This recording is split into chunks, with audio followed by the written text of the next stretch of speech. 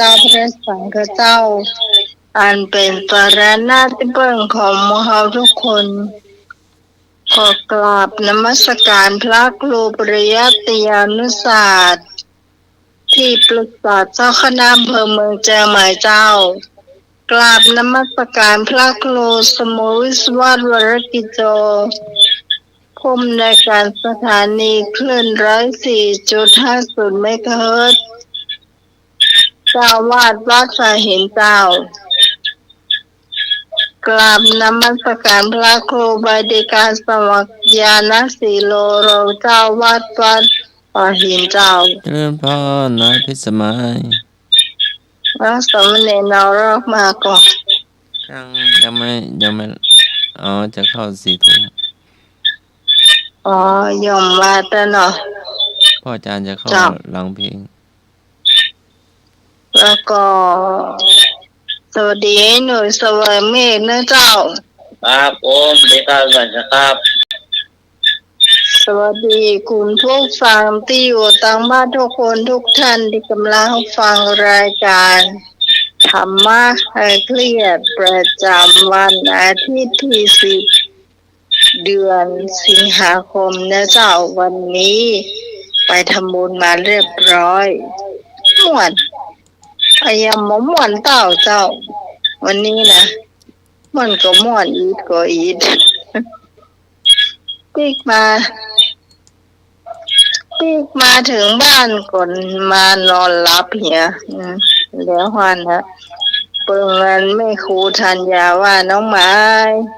ปีกได้แล้วไปรับเหียขอบคุณเจ้านักเจ้าไม่ครูทันยาไม่ครูทันยากศน.นะอันนี้คนนี้เป็นหูจักแท้น่ะหันปุ๊บนี่จะมาตักทันทีเลยเจ้าแล้วก็พี่พรเอราวัณนิกป้ากันเหมือนกันเจ้าเนี่ยอาจารย์สมาก็ป้ากันเหมือนกันเจ้าไปส่งที่วัดอยู่เจ้าแล้วก็กับแม่ไว้นะแม่ก่อนถ้าเราตอนแรกว่าจะไปเขาก็จะได้น้ำปูไปเหือเนาะเขาเตรียมไว้ตั้งนอกกันกระป๋องนึงแต่แค่ว่าจะไปประชุมที่วัดป่าแดงไปไม่เจ้าแล้วไปเพี้ยวใบไม้นะเพี้ยวใบไม้ไปกับหลวงพ่อโตนะเพราะว่าศิษย์เก่าอย่างโรงเรียนอย่างจะมาทำบุญกันเจ้าตอนนี้นิมนต์พระกับอาจารย์สมัครก่อนเจ้า10 นี้วันสลีวันทาอธิวาสนอบน้อมก้มกราบแด่องค์สมเด็จพระสัมมาสัมพุทธเจ้าพระพุทธพระธรรมพระสงฆ์ตลอดถึงพระอรหันต์ผู้ห่างไกลจากกิเลสและบรรลุธรรม10 นิ้วขอกราบถวายความเคารพครูบาอาจารย์พระมหาเถรานุเถระผู้มีคุณูปการทุกรูปด้วยความเคารพอย่างสูงมีหลวงพ่อพระครูสมุวิชวัตรวรกิจโจหลวงพ่อเจ้าวาดวัดฝ่ายหินที่มีเมตตาธรรมอย่างสูงแล้วก็หลวงพ่อผู้อำนวยการสถานีพุทธศาสนาและวัฒนธรรมFM 104.5 เมกะเฮิรตซ์แล้วก็ครูบาอาจารย์ทุกรูปเจ้าอาจารย์สำเนินเอาลักษณ์นะโยมนะพิสมัยหัวหน้ารายการธรรมะคลายเครียดเจ้าพ่ออาจารย์7 สีตัวลุงหนุ่ยตัวครับผมอาจารย์ครับผมเจ้าแล้วก็ท่านผู้ฟังทางบ้านทุกท่านทั้งเอ่ยนามก็ดีไม่ได้เอ่ยนามก็ดีขอเจริญพรครับขอนอบน้อมพระเถรานุเถระทุกผมองค์ครับผมสำเร็จน้อยทุกองค์ครับราชการอาจารย์หลวงปู่สมเด็จพระวัดวรกิจโตที่เมตตามอบเวลาธรรมะอาเซียนครับผมทำราชการครูบริการนะครับผมเจริญพรลุงหนุ่ยแต่งเอาละครับผม เรียนชีวิตสมัยชีวิตโยดอนครับ เจ้า ก็น่าเชื่อถือเลยนะครับครับดีละมากนะเชื่อทุกท่านทุกคนนะครับผมนี่ว่าที่ครับผมเรียบร้อยแล้วเนาะครับเพาะป่า ก็พ่อป่า2 นาทีมาถึงเจ้าโอ้ถ้ามีสักเท่าไหร่ฮะ500นี่ก็ไทยเสี่ยงอยู่อ่ะ เที่ยงหมด ให้ ละ อันนี้ ให้ ร้อย นี่ก็กันเนาะ ชุด เพ อ่ะ ลงเนาะ บางคนสร้างซ้อนก็บ่เอาแล้วยายกินนะ พ่อไม่ ขอ ออก ซ้อนจะก็เสียวอีก พ่อไม่ออกที่มาไกลเนาะมาใกล้มาตัวพระเถระเนาะ ได้ โอ้คน เพิ่น ตั้ง ได้ ก็ได้มันจะ มาแต่เจ้าเพิ่นได้มาสวดมนต์เพิ่นได้ อ มา ย่างเนี่ยเสียงมันจะดังมากแล้วมันจะเฮาก็ซ้ำไปอยู่บ่ไกลแซ่บหูขนาดเลย ใกล้ลำโพง แซ่บหูแล้วทีนี้เวลาน้องสาวปล่อยอันนั้นไปเนี่ยเฮามาหูสักหน่อยเลยอ่ะถ้ามาอ่านก็จะได้บอกว่าเดี๋ยวรอตู้เจ้าอย่างเนาะ รอตัวเจ้าไอ้กล่าวคำถวายเพลเนาะ ท่านกำลังถวายนั่นอยู่อ่ะอย่างก็สมาโคตานอย่างอยู่อ่ะเขาปล่อยเลย บอก แต่ละคน แต่ น้ ละ อง ค บอก น พี่ไว้เนาะ แต่ละทีม คนปล่อยออกมาหมดแล้วเหรอ รอกล่าวคำ มอง ร ตา อ มันหนัก แต่ตามไอ้ประเคนแล้วเนาะ ครับ แต่ว่ารออ่ากล่าวคำถวายพระตาหารก่อนเนาะ ครับ พระเถ อ ระ ยาก อ จะ นุ มา โมท เกิน นา แล้วหรอ เนาะ หลายหรอ เอาไปนู่นน่ะเพิ่นก็นิมนต์ไปนู่นน่ะสันเพลข้างสระเนาะโอ้หอสันยาวจนสุดลูกหูลูกตาเนาะ จ้ะ เป็นอันเนี้ยเป็นโต๊ะจีนก็ ครับ อ๋อเป็นโต๊ะจีน แต่พระเถระต้นใหญ่นี่จะสันในกุฏิห้องหอระฆังห้องพระต้นใหญ่ปานกลางก็สันโดยกันเนาะ อืม เยอะเลยพระน้อยพระใหญ่พระเถระ โอนหนักผมอยากเปิดปล่อยกันแล้วหรอปล่อยพ่อรถตัด มันยากเหมือนกันอย่างเขาอย่างของไอศครีมของแม่ครูธัญญาเพิ่นก็เอามาให้ ทีมรวมวิทย์ ทั้ง ที่ ที่ เขาพกไปมันคงไม่พอมั้งเขาพกอ่ะ ไอ้เด็กก็หูมาตลอดนะน้องเจ้ล่อมกินไอ้เต็มสักเตือแต่เพิ่นเอาบุกแกะมาให้อ่ะมันจะเป็นเพิ่นมีน้ำใจกับเราอ่ะ จะเป็นจริงกะเย็นหรอก ก็เลยกินนะกะมากก็จะไปได้ขีดได้ งูปิกไปก่อนงูเข้ามาอ่ะ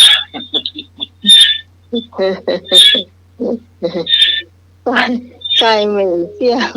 กว่ามันตกใส่เชือกเปล่ายอแคมกำแล้วดื่มมาอย่ามันเป็นแก้วหรอก ครับ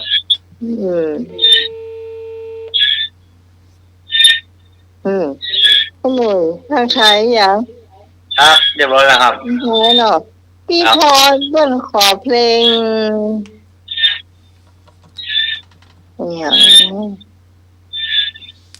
นะเนี่ยอันก็พี่พรเอาขนมมาฝาก2 กล่องกันนะพี่พรเนรวันนะตอนเฮาไปรับเฮาก็จำได้อยู่นะ รับไปมันเริ่มมันเหรอฮะถ้าลูกตะกี้นี่ไม่ได้อ่ะเจ้าวันก็จะถึงวันแม่ละที่จะขอร้องน้องใหม่ว่าจะพลาดวันนี้นะถ้าใครจะขอเพลงที่จะขอเพลงเกี่ยวกับวันแม่ทั้งนั้นเลยแม่และวันนี้พี่ขอเพลงหนึ่งเดียวคือแม่หนึ่งเดียวคือแม่ถ้าปัญญาใครจะขอเพลงเข้ามานะก็ขอเพลงเกี่ยวกับแม่แม่วันเดียวแบบปีไหนจะมีเสียงเพลงอื่นจะต้องเปิดนะแต่ก็เพลงวันแม่วันเดียวแบบเจ้าหนึ่งเดียวคือแม่เจ้าเนี่ยฮะล่ะถ้าไปเต้นแจ่มดีอ่ะ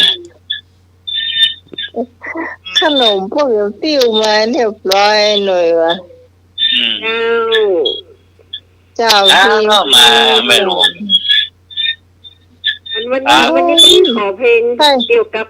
แม่ทั้งหลายแต่นอกจะเอาเพลงอกอุ่นของสุขเลี้ยงอุ่นได้เจ้าอบอุ่นเม็ดตองร้องเนาะฮะอบอุ่นนี่เม็ดตองร้องเนาะไม่ต้องร้องไม่ต้องร้องก็ได้คนอย่างอันก็จายนะก็ได้ไม่ลงมาบอกก็ว่าจะเอาละอ่อนก็ได้ท่านสมาไม่ฟังได้หมดอ่ะครับไม่ฟังได้หมดอ่ะต้องจะได้อยู่ไกลกันแล้ววันนี้น้องไปว่าเจริญม่วนพุทธะอนุโมทนาด้วยเด้อเจ้าเป็นหนึ่งเงินจะมีเงินหาพี่จอง100กันล้อน่าป่ะถ้าพ่อป่า2 นาทีเรียบ2 นาทีเรียบพูดว่ะโอ้ทายนะคิดตาว่าโอ้ให้คนเห็นนะขนาดน้อยนะตอนเราลงมีคนช่วยขนลง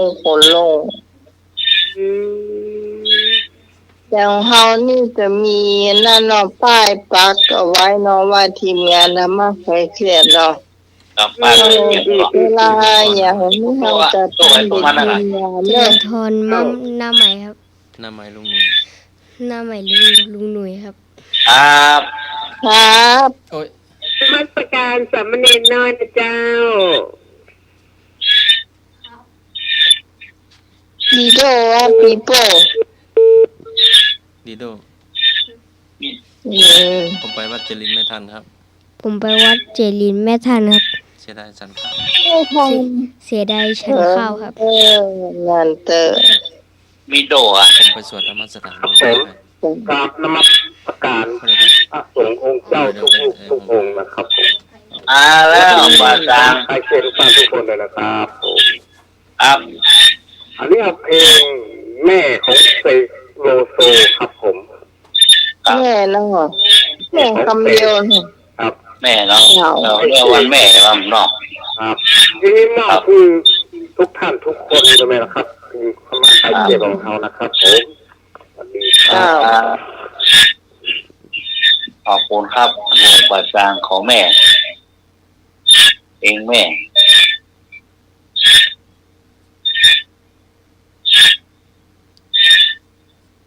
แต่เจ้าวันจันสมัครถ่ายรูปน้ำใหม่ไว้ไม่ก่อเจ้าดีหรือว่าดีพอไปวัดไปวาลุงหนุ่ยก็ถ่ายแล้วส่งให้ด้วยเนอะครับแล้วก็แม่ครูก็ส่งให้ฮะดีป่ะแม่ครูก็ถ่าย จะครู อ๋อ ถ่าย ไม่ ไป คือ ครับ จะถ่ายจ้ะ แม่ครูก็ส่งไลน์มาให้ละอาจารย์หมาก็ส่งไลน์ไปให้แม่ครูละ ครูถ่ายจะนำของพ่อมาเป็นว่าเมียแบบโอ้เรียกเขา อ๋อ มี เขาเป็นดารากันเหนือนี่ อืม อืมว่าก็บอกเงยหน้าหน่อยหนึ่งเนี่ย ใกล้หัวลำโพงก็ได้ยิน ดีกันส่งไปเถอะพี่ก่อนมาเลยส่งไปอย่างให้หนูอ่ะให้หนูกระไทยอ่ะกล้องไทยอ่ะดี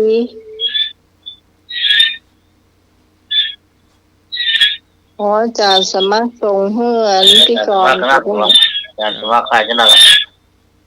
จ้ะ ครับ อืมผมมันพูด คณะกับ เดียว ที่นู่นอะที่นู่นจะนั่งกับพ่อ ฮะ พี่น้องนู่นอะพี่นู่นจะนั่งกับ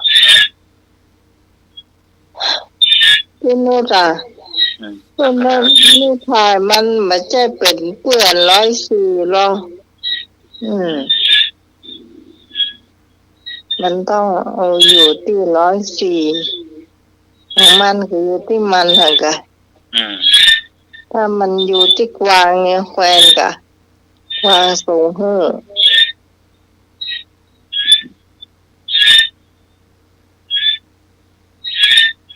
นี่ขายความหวานจีน่ารวยตา นมวิทย์โอ้วางก็เดือดหมดวางก็เดือดหมด จ้ะ โอ้ใต้ของขวา เขาอยาก ใต้ จะ นี่ ได้ เป็นกะทิรวมมีตรงขวาจะเป็นน้ำแข็งเนี่ย อืม หวานน้ำมันตูมน้ำกาแฟน้ำน้ำต้ม ไปเห็นที่ตามไม่มีชาเอาน้ำมาตูมเพื่อให้ใครที่กินเป็นเดียวเขาต้องอยู่เห็นเมินเขาหูกินอย่างบดีกินนักเนี่ยรีบเอา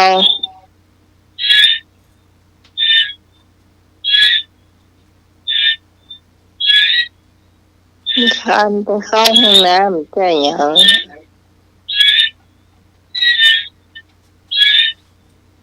คนนักเนี่ย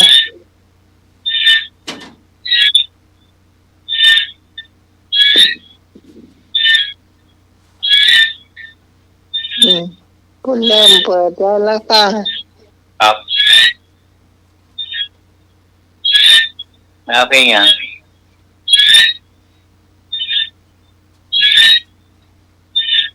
นะ